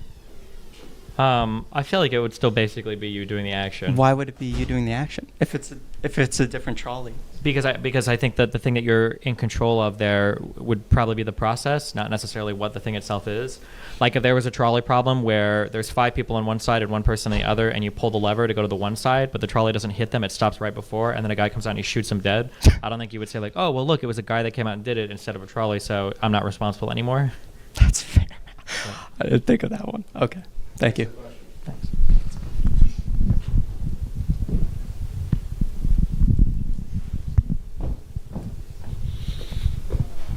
All right.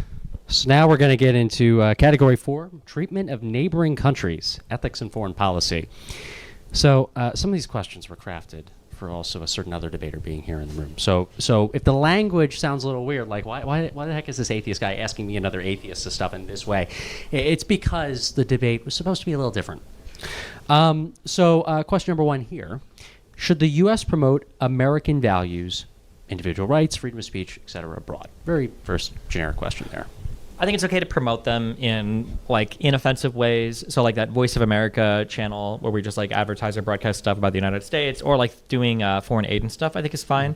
aggressive regime change and whatnot, probably not okay. So yeah, but it would come down to the individual policy. Like things that are like an exercise of like soft diplomatic power kind of, I think are okay. Not like sanctioning countries that aren't democratic, but like exporting culture and stuff I think is okay. Okay, cool. Anybody want to comment on that or have a question of their own? All right, I think it's your turn for seconds here, so you can come on up.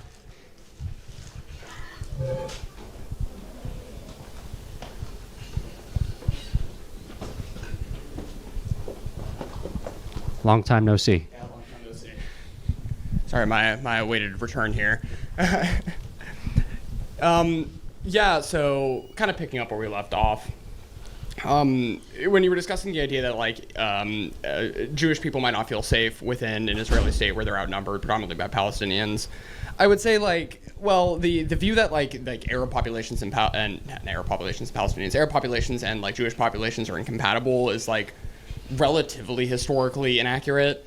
Okay, hold on. Just to be clear, that is the history of all of the nations of Arabs and Jews that have lived together. Prior to the formation of the Israeli state, there was a mass exodus of Jews from every single Arab state. And pre the formation of Israel, there were massacres literally inside of the mandatory Palestinian area from Arabs to Jews. And then during the reign of the Ottoman Empire, there were also different massacres and pogroms of Jews. So that's just... But it doesn't contextualize the entire history, right? So have conflicts occurred historically? Yes, right? Like not just conflicts. It's a one-sided... Well, yeah, when no, the Jewish one-sided, population is a minority in the population, they tend to be abused by the people that are... But there's also been long periods of history where that hasn't happened, right? Like if we look at, Spain, for example, right? A large Muslim population. I mean, they were Berbers, but not Arabs. But that's the same point, right? There was a very large and prosperous Jewish culture there, which you can still observe in their architecture and like the Alhambra and stuff.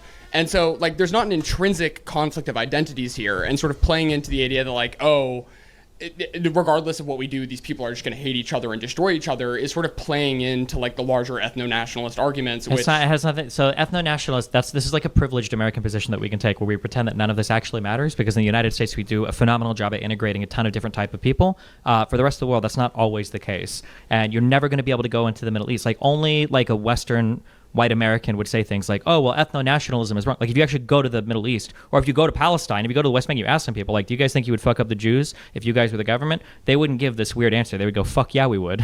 They would just be honest with you. Like this is only a defense that people in the West put up. There's a reason why almost all of these Arab majority states are Arab majority. They don't have to be ethno-nationalist in origin because the populations are vastly Arab. I mean, like they're never going to have that threat of like being an Arab minority in any of these states. Again, like just they're not a minority in a lot of these states, but they are like ethnically non-homogenous, right? Like if you look at Egypt, there's like a large Coptic population. They also haven't been treated super correctly in the last 100 years, but historically they've been a dominant force in the area. And you look like across again the large swaths of history here, and yes, there are periods of extreme conflict, and those periods aren't good. But denying the possibility of like an equitable coexistence is like what you just said is not good enough. A Jewish person isn't going to be okay with the possibility of not being destroyed if they live in a single state where Arabs have majority rule, especially when, if that did happen, there's nothing we would do about it, right? And so it's impossible for there to be like a one-state solution where people are given like equitable access to a democracy, and there's like an emphasis on like international protections from like what conflict. International protections they would ignore that. Something like a Truth and Reconciliation Committee that would never happen historically. Why would they believe that? Yugoslavia, we had an effective program like that in Bosnia. There were large... Yeah, but this isn't Yugoslavia. This isn't Europe. This is the Middle East, where historically nobody is going to step in if Jewish people are getting killed in their state by Arabs. That's just never been the case historically. Right? Well, then you would need effective intervention, right? You would need some type of like UN observer, something like that, observer status, and then some like means of ensuring like regular inspection to ensure that. Like, I'm just the idea that you would tell somebody in Israel the UN will save you. That, like this is a non-starter. Like nobody would agree to this. There's. Again, if people in the West want to push for it, I mean, you're free to do it. But like, there is no world where Israel agrees to sacrifice itself to create like you're right. a so state where it needs to be pressured. And what I would say is that the pressures there's no pressure. They would just say, "We'll just fight the rest of the world." Then they'll just keep doing that. Well, so then what? There's just going to be this one state which these people can never be a minority in this country. There's just going to be this one country with this ethnically exclusive, only Jewish people. It's not ethnically exclusive. There's a huge Arab population in Israel who are systemically marginalized. Like if you look at like larger like tendencies in like education, access to adequate health care, like all of these metrics. I mean, it's similar to the way that when you talk about like an ethnic majority, you're describing every other state in the Middle East. in the greater Middle East, in North Africa. You're describing basically every other state of people where all of them are pretty, there's usually singular large ethnic groups. And if like a group of like, I don't know, Nepalese people wanted to move to like Syria and set up a thing there, I'd be pretty mad if the Syrian government was like, hey, Syria for the Syrians, right? Like the issue here is that what you're saying is... Wait, do you think that governments, like, do you think that Bashar al-Assad would have allowed like millions of people? No, and he was a bad guy. Like, this is like, yes, I think it's bad when Okay, do you think up, that would, so Iraq probably wouldn't allow it, right? I don't think that any of the Gulf states. Yes, I think these are. I don't think bad any things. states in North. Yeah. So, but when you have all of these countries and you acknowledge, all of these other countries that operate on this like ethnic level, and then you look at Israel, and you're like, but you guys aren't allowed to. That's just a non-starter. Like Jews are going to say we're literally going to get genocided if we give up our ethnic majority status. Nobody will help us, which is probably true. Nobody would help, and they'd be like, well, why the fuck would we ever give this up? This is ridiculous. Well, again, like there's the ability for an effective like state to exist, right, which has representation for both of them in equal proportion. And if you think that like just because But it wouldn't be equal proportion. The Arabs would probably start to outnumber the Jewish people like dramatically. Yeah, but does that automatically include their destruction? They like, would say yes, historically it has, and then yes, it would. It would, absolutely. No, again, only for periods in history, right? What period? There was never a period where Jewish people lived as equal with Arabs. You understand that, right? With Muslims? Yes, there was. What? Immediately following the Muslim invasions, there weren't massacres, right? They were explicitly protected under Muhammad and the When laws you say that she explicitly passed. protected, that means that they were walled off as their own inferior religious group. Yes, that's definitionally, that's how the caliphates work. No, yes. Under the caliphates, there was just an additional tax which had to be paid. There wasn't like mass pogramization. They didn't have, correct. They didn't have mass programizations. Like we didn't have mass pogroms against slaves in the United States. No, and they but you weren't wouldn't forced argue into that as like ghettos. being but they did not enjoy the same rights and privileges as Muslims did in the caliphate. They had an additional tax, but it wasn't just an an additional tax. That additional tax jizya that they had to pay, that additional tax was part of them being not formal members of the caliphate. They weren't Muslims. They weren't part of the, I think it's Ummah or whatever. They literally definitionally weren't. They weren't considered part of like the larger Muslim community. Yeah, there. so they couldn't participate in a lot of places in government. They weren't allowed to fight in the military. No, but they were able to participate in government. Again, look at the Umayyad Caliphate. In parts of the government, they weren't. They literally, the head vizier of the Umayyad Caliphate was a Jewish man. It's a religious theocratic empire. They can't incorporate another religion into it. That's not how that works. They live as sub-people in that they get the quote-unquote protection because it would be unethical to kill them. Well, then how are they able to like rise to the second highest state within the Umayyad Caliphate? Like, explain that. We're going to give out another 10 seconds, and we got to move forward.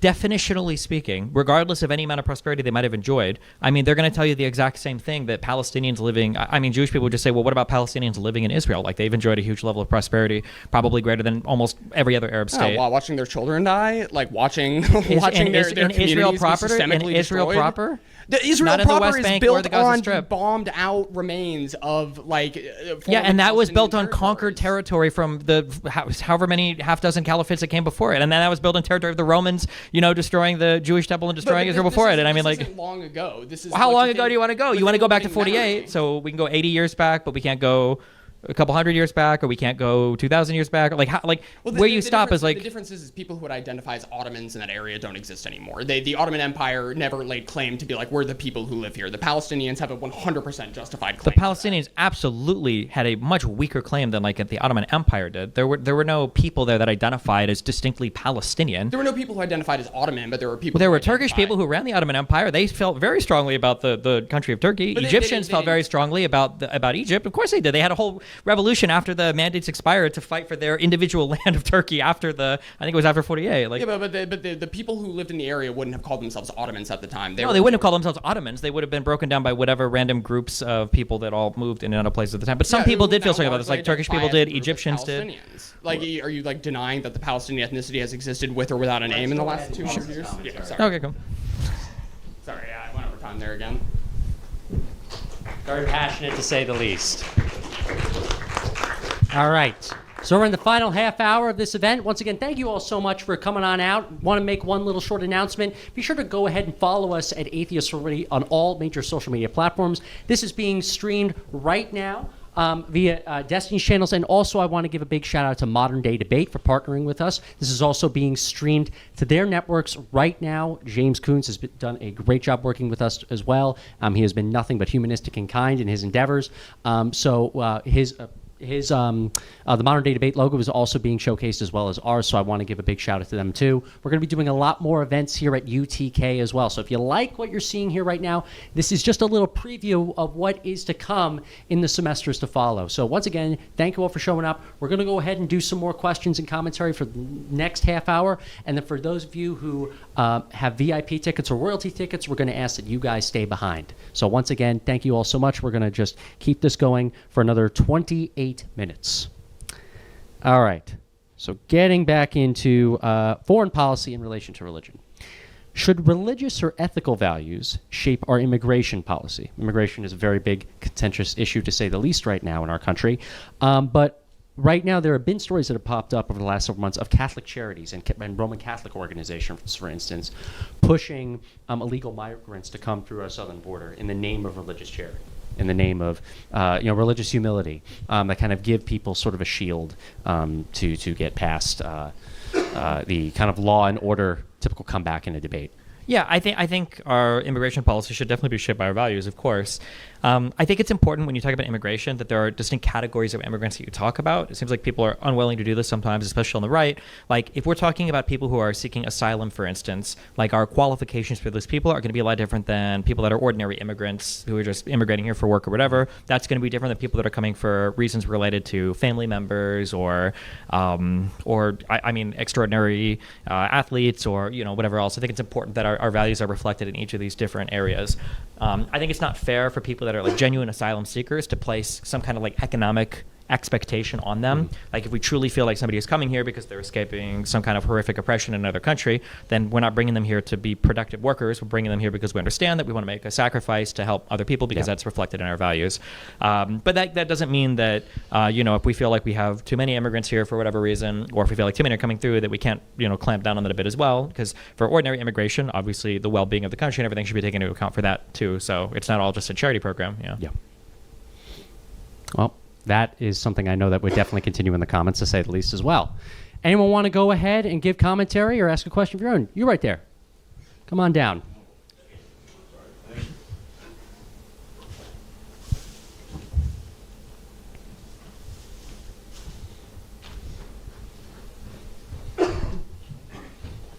What's your name? Noah. Nice to meet you, Noah. Nice to meet you as well. So I guess I'll just ask a question in general. Sure. Do you think like the rate at which we're like advancing, like I guess tech-wise, like in the U.S. and in the world in general, is going to lead to like a decline, I guess, in the U.S. or in the world? Because I don't know, it just seems like at the rate at which, how social media is operating in information, it just seems like everyone is like isolating themselves and like, taking these super extreme positions.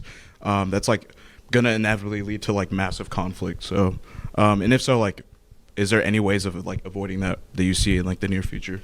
I think that you just have to have a world where we're engaging a little bit more honestly about like the technology and the fallout from that technology. Hopefully we'll get there. I think every time there's like a new way of communicating, whether it's TV or radio or the printing press, apparently there's always like an explosion of crazy shit that happens right after. Yep. So hopefully within like the decade, people are like, okay, well, in some ways this is probably not healthy, or we need to take a critical look at this. Like, I think in Australia, I think they banned like social media for people under the age of 15. Like, I don't think you can make a Facebook account or something. Like, steps like these are good, and hopefully we continue to take more steps in that direction. But yeah, we definitely have to operate under this new paradigm and make rules that are, I think, fitting for it. Okay. And then like, I don't know, it just seems like pretty concerning to me because like, I don't know, like one of the major examples of the day, it's like, I don't know, like I was sitting at lunch and I don't really get like too political at the lunch table, but it's just like, it just feels like, especially like in college, at least like non-poli-sci majors, I don't know about how that operates in poli-sci, but like a lot of people are just like spewing shit that they see on Reels, and it's just like, I don't know and especially like for my parents and whatnot, like they can't even tell like what the hell's a deepfake anymore. Like my dad the other day is like sending me a reel of like Donald Trump just like eating the microphone. He's like, you see that shit the other day? It's like, I don't know. But yeah, like I agree. It's just, I don't know. I kind of feel like it's kind of like human nature in a way to like, I feel like we thrive in like small communities, and I think it's like kind of interesting seeing like how the right and the left have kind of like framed themselves recently. Like I think the right, for example, has done a good job of like standing up, like saying in like against like having this like aggressive approach of like we need to stand up and take back our country, and like saying that the U.S. is like run by the deep state, even though I completely disagree with that. I think they've used that as a tool to like kind of gain like a kind of like collective like goal. And I think you kind of see that now with like the left is like trying to do that with AOC and Bernie, how they're trying to rise up against the oligarchy and whatnot. But it's like, I feel like that's like a proper way of cultivating a group, but I think it's like kind of concerning that there isn't really a unifying way. It just seems like it's being used as a tool to like kind of fight the other side. Whether or not you disagree with either side, it's just like, I don't know. Do you see any way of like, as of like now being able to like work together as a whole in the U.S., or just like, I don't know, because it just seems like super cooked, and it's like I don't even want to like engage with anything politic wise like while I'm at school, because I just feel like my life is just so much more stable and less like stressful. So yeah, I mean, it's really frustrating. Like, I've lost friends recently over like people that just like, the pattern is they'll send you something where, hey, I saw this clip on Joe Rogan or Candace Owens or something, and you're like, oh god, and they're like, well, what do you think about this? And I'm like, oh boy. And then like 6 months later, they're fully, you know, like, how could we go to the moon if you melt in the Van Allen belt? Or, you know, why haven't we found Atlantis yet when there are these huge civilizations that are like right off the beach? And it's like, it's just like the most mind rotted shit in the universe. And this happened to my family members as well. Like, my mom will be sending me like reel after reel of like, Stevie, can you answer the question like that this guy's bringing up? And it'll be some ex-FBI informant on some 2-viewer reel that's talking about how like Biden and Hillary procreated and created like Obama in the past, and he like grew up, and it's just like the most unhinged crazy shit in the world. And if I were to like stop on like any one singular point, she's like, okay, but then explain this, and there's like 52 different other reels to back it up, and I'm like, I can't. Like, yeah, you know, listen, believe what you want. But this is what I was saying earlier in the free speech arguments. Like, at some point we have to figure out that it's not free speech to have, you know, 50 people all screaming as loud as they can in a circle each other. And anyways, I would say this is anti-free speech. Like, we do not have a good speech environment in the United States right now. We do not have healthy debate. We don't have a marketplace of ideas. What we have are a bunch of people that are trying to manipulate the current environment to be the best and biggest influencer they can be. And right now, the most successful one at that is Donald Trump. Yeah. Do you think that only gets fixed if like some shit bad happens? Because like that's like the only way I'm seeing that it like gets. It's not fixed. so much that bad shit has to happen. There's like ways that you learn habits, or like good or bad habits, and one of the things that's important for learning something is feedback. If you get instant feedback on a particular thing, if you make a mistake or if you do something correct. And the issue that we're having is because the issues that we care about are so abstracted away from the things that people talk about. It's hard to know immediately what is even happening, right? Like, if I tell you that it hurts to have somebody, you know, like flick your ear, and then I flick your ear, like, you'll know very immediately if that's true or not. Or if I tell you can fly and you jump off a building, you'll know, depending on how far the fall is, you know, anywhere from 5 seconds to 15 seconds, you'll know immediately you can't fly. But if I tell you that there were 20 million illegal immigrants that came under Biden, and now the number is as low as it's ever been, I mean, you really have no fucking idea. You're not at the border counting, right? There are people in Pennsylvania with massively strong opinions about illegal immigration, and it's like, when the fuck did you see, you know, a Hispanic brother appear, like, coming trying to take your jobs? Like, what are you talking about? Doesn't make any sense. And that applies to anything, whether it's tariffs or trade or what's happening in space or what's happening in Afghanistan or Russia and Ukraine or whatever. So hopefully with the tariff thing, we're going to start to see that rolling in as pictures are coming in of empty ports, of, you know, you see the markets sway. Markets will respond fairly quickly to things. That bond yield was very scary for Trump. He responded very quickly to that. Ideally, things will get messed up enough that eventually people will start to see, okay, this doesn't work, and then hopefully we course correct at that point. But yeah, it's a problem when things are so far removed from the actual thing itself. It's hard to see immediately whether or not somebody's, you know, being honest or making a good or bad decision. Mm-hmm. Okay. And then also, do you think education could play a role at all? Because like, I don't know, for a long time I was thinking like, oh, if people are more educated, but it kind of seems like even the educated people are kind of like not even knowing what the fuck's happening. So it's like, or like the framing around it too, because like now it's like, who is educated? Because like anyone can have or show up on a podcast or show up in an interview. So it's like, do you think managing that might be helpful? I think that I think there needs to be like really good critical thought, like critical thinking skills that are taught. And when I say critical thinking, I mean kind of like these like metacognitive processes, to where you're saying like, what is a heuristic you can apply to know if somebody is trustworthy? Or how can you know if like, how can you get an inkling on if a particular thing is right or wrong? Or who can you trust for, you know, what particular reasons? And teaching stuff like this, I think, would be really important. But oftentimes, at least when I was going to school, I guess you guys are probably quite a bit younger, but I remember when I was in school, they taught me that like .com meant that it was probably not trustworthy. .net is definitely not trustworthy, and .org and .gov are like the same in very like that was like the extent of the internet education I got. So yeah, I mean, people need to equip students and young people with like a good heuristic to analyze what's going on in the media landscape. I don't know if that's happening in schools right now or not because I don't go to school. So yeah. And then like one last quick thing, how do you go about like managing like I guess like just trash being like spewed into the media, like for example like on social media, just like management of like AI and whatnot. Like, do you think that will end up being an issue? Because I kind of see it now where it's just like you have like a bunch of just random AI generated shit or just comment sections being filled with bots, and I feel like there isn't really a lot of attention to that, or people are just like even like following it or like thinking that it's real. Do you think like any of these companies should be like be held accountable if it but again, it would not? require like some infringements on freedom of speech. Like you'd have to get people willing to come in and say like, hey, like this can't happen anymore. And then just because of the way that everything played out with the Russian investigation into Trump, like arguably conservatives were the ones that were most equipped to spot conspiracies like this. But despite the fact that there are so many conspiracies you could say about Trump because they're kind of politically born into that side, they're like utterly silent on it. And the left just, I guess, historically hasn't been as much on the conspiracy side. We don't have anybody talking about it right now. So yeah, but definitely something needs to change insofar as verifying the authenticity of accounts, or even I would say like the nationality of accounts sometimes is important. Yep. Yeah. Okay, yeah, sweet. Thank you. Cool. Thanks a lot. What do you feel about .gg websites? .gg websites are always trustworthy unless they're talking shit about me. Food for thought. All right. So we spoke earlier about the changing religious demography of the country, and how it relates to churches and how they should be treated, how policy should certainly be enacted.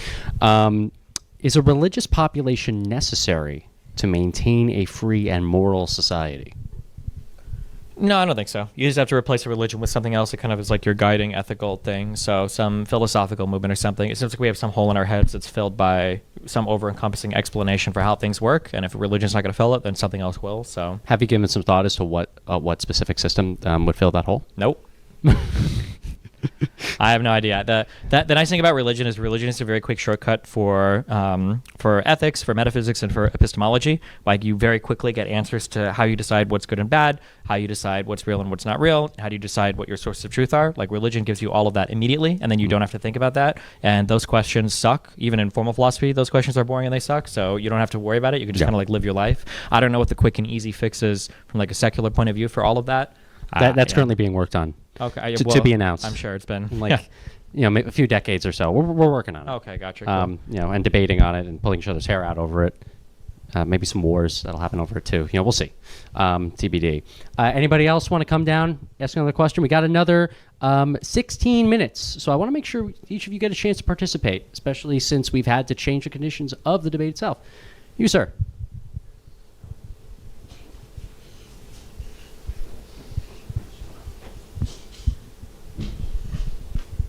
What's your name? Nice to meet you, Tom. Good name. Hey, what's up? Nothing much.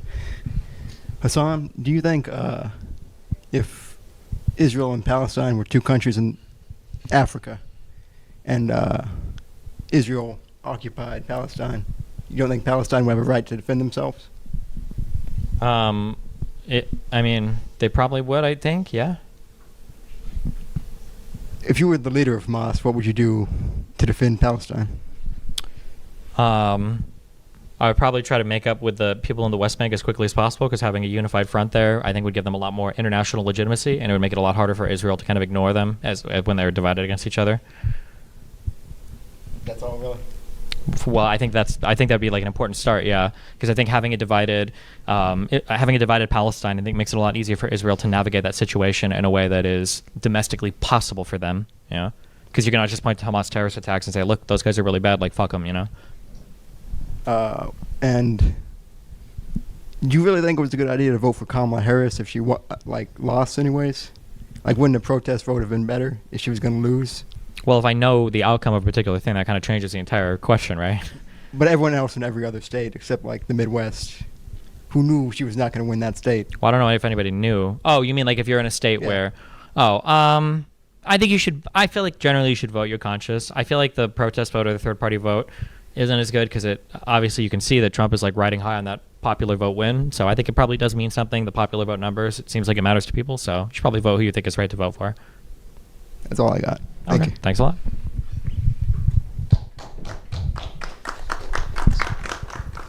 All right. So you were talking about how you were also raised Catholic earlier. I'm also an ex-Catholic myself. This is kind of a juvenile example, but you probably remember this as a Catholic.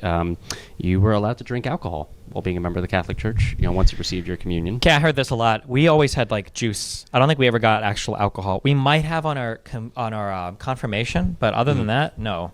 So I don't know what Catholic churches or schools you guys were all going to, but they didn't give us. You didn't get actual wine? I don't believe we did. No. Oh wow. So I think I got actual wine. Well, my taste in alcohol has evolved since then. So I don't know what 8-year-old. I can't really think too far back about the specific taste that 8-year-old me would have had when trying it for the first time in comparison to now as someone who drinks.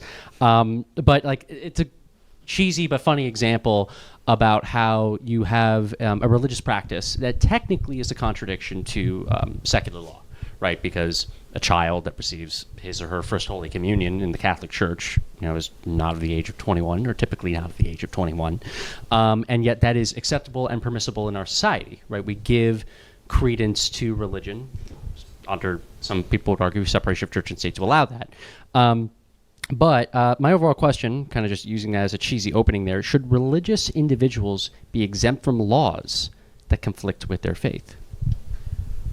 oh man, it really depends on the law. Like for the alcohol one, I think that's probably okay. Depending, I don't think I could even craft a general rule for that. I think it would really depend on the. It would really depend on the law, and it would depend on the application. Like a system of degrees. Something like that, yeah. Because even that alcohol one, I wouldn't be okay with, like 8-year-olds getting wasted, right? Like that's probably not okay for a religious exemption there. So I think in some forums, I think there could be some kind of personal belief exemption. I think is okay. Yeah, it would just really depend on. So you think if we were to, there was a movement to be promoted to make America more religious again, you think something like adding alcohol into the picture wouldn't be very helpful for that? Well, considering that 8-year-olds can't vote, I don't think it would help them very much. No, yeah. Get your 8-year-old kids wasted again. Go vote this way. True, yeah. I know we had a bunch of other people that were raising their hands. Oh boy, we got one very fast hand there. Does anyone else who hasn't gone yet want to comment first? Okay. All right, we'll try to get this done as quickly as possible. So please keep your questions and the conversation here down to 3 minutes. I want to make sure you all get your time to chime on in. We're going to start with you right there.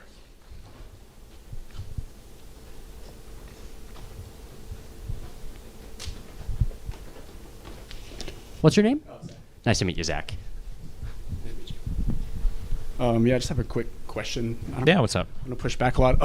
What do you think? So you've talked a lot about like misinformation and kind of how the whole right and just so many people in America are so deeply misinformed about so many things. I'm curious how you think that would relate to like the issues of moral degradation. So for example, I'm thinking about like in the past week, the lady in North Carolina who like called a little kid the N-word and then raised like $500,000. And now you have like people who are kind of mainstream, like Matt Walsh, for example, defending that. Like, how do we go about combating that kind of moral degradation? Do you think it would be a similar tactic to like combating misinformation, or is that a whole totally different thing? I would say it's a whole totally different thing. Yeah, like I said, I'm not as interested in speech laws against stuff like that. I mean, I never got paid that much money for saying the N-word, so I think it's kind of ridiculous that. Just kidding. I think that. When it comes to stuff like morality, I think you can have different perspectives or different opinions on that. I think that's fine, I guess. Like if somebody wants to be pro or anti abortion or whatever else, like you can have those perspectives, pro or anti-war, whatever. You can have those perspectives, but that's fundamentally different than you just can't. I don't think you should lie about it. Right. Well, I agree that I think like she should at least legally have the right to do that. I mean, maybe because of the kid it would be different, but I'm more thinking about like morally how 5 years ago I wouldn't have expected someone to have raised that much money like that, or I wouldn't have expected someone like, for example, Matt Walsh is the example, to be defending that. And it seems like, I don't know if maybe it's just kind of like a knee-jerk reaction to the, I guess, wokeness or whatever that we saw like 5-ish years ago, or Do you think that this kind of? I mean, I would argue that, you could make the argument that a lot of perceived moral degradation actually does come from a misinformation environment. A lot of the times people will act as good as their environment allows them to be, and if you can convince somebody that their environment is as horrible as they think it is, or as you want them to believe that it is, then that person, can believe crazy and horrible things. It might be that if you ask somebody about that person raising so much money, their response would be something along the lines of like, oh, well, organizations that taught CRT were stealing billions of dollars from the government and making us hate all white people, whatever they would say about that. And in that world, if you believe that, maybe you do, throw $20 at some racist white woman because you're like, yeah, fuck these guys, fuck the system.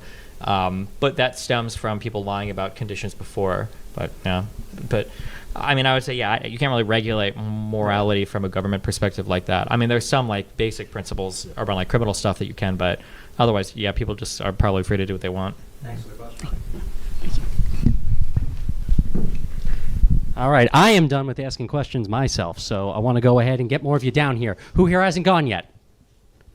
All right, let's get you right there. We'll have you go next.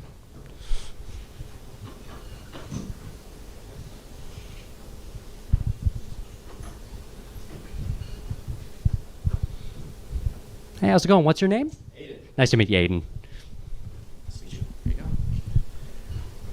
All right, I have just a quick question. I want to know what you think Donetsk and Luhansk play in a possible peace deal in Ukraine, like what their stance will be if a peace deal is resolved.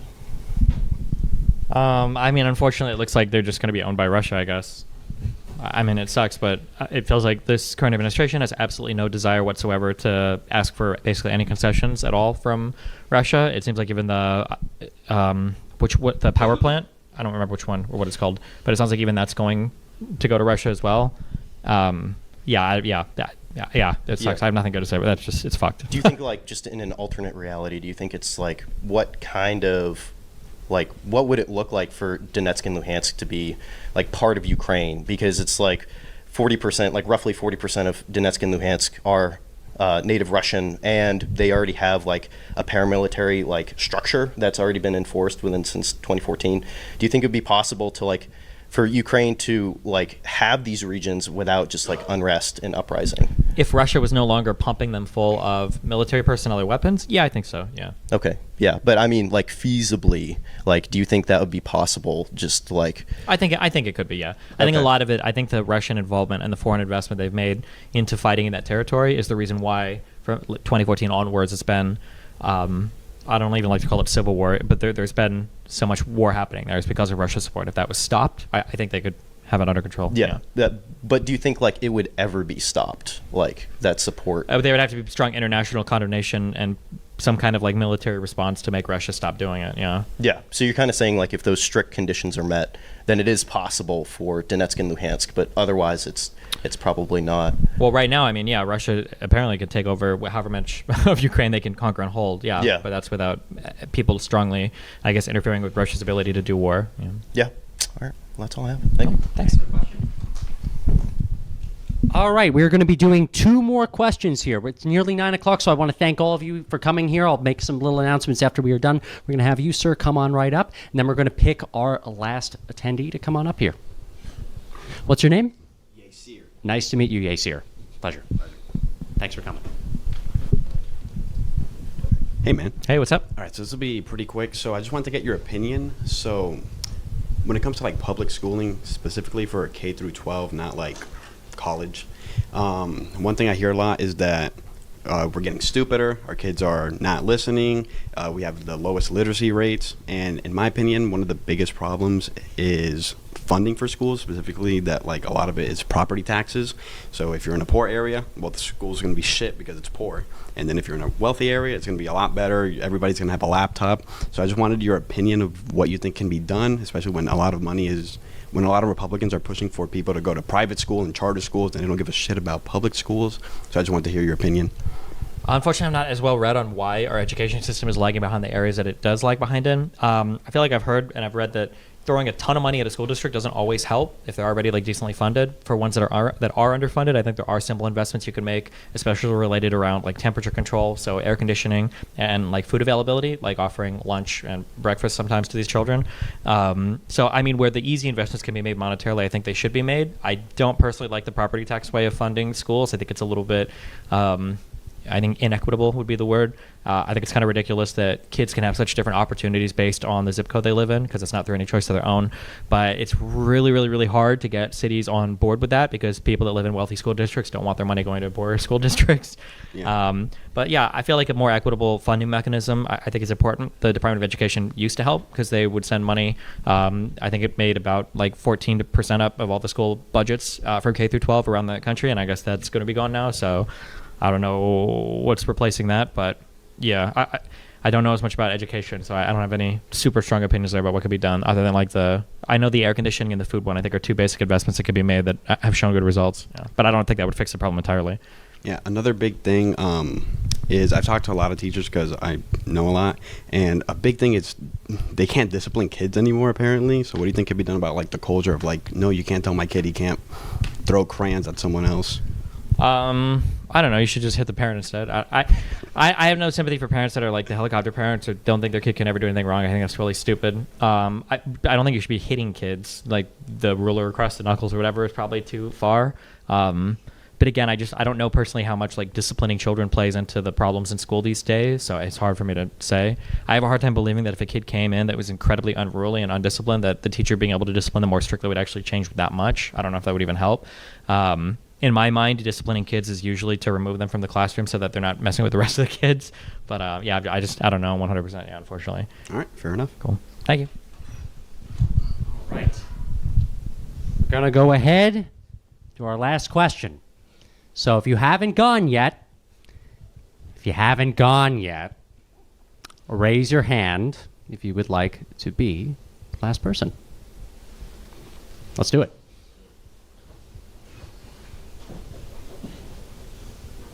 I like the button, by the way.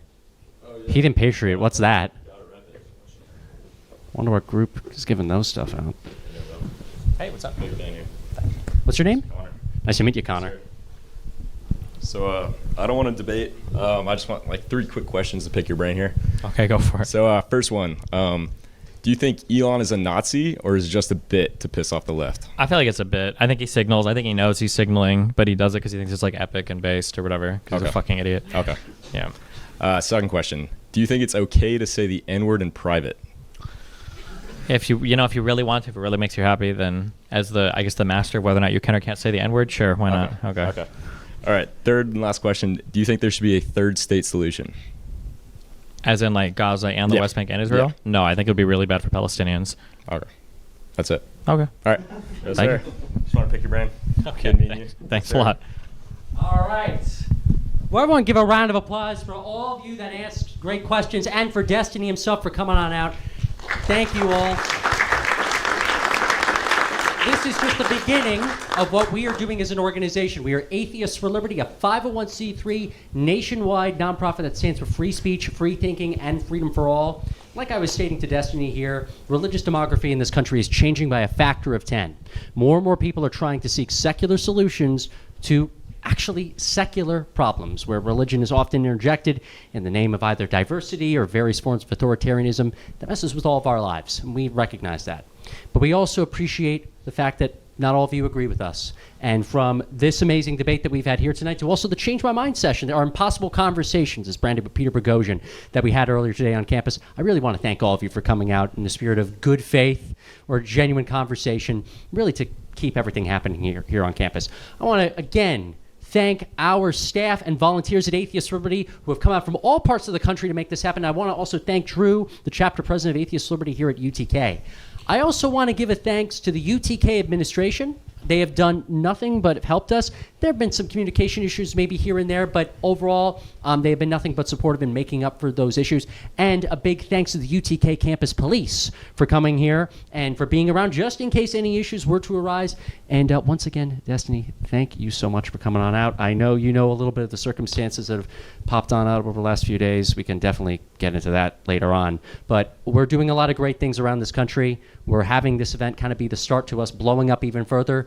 People are kind of getting sick of the typical woke v. anti-woke stuff. We're hitting the unpause button on the religion debates. We're hitting the unpause button on the future of civilization debates. And we at Atheists for Liberty want to lead the charge in having those discussions and keeping you all entertained and maybe with the ability for you, all of us, to learn another thing or two. So thank you all so much for coming out. Again, give a round of applause for Destiny and everybody else who showed up.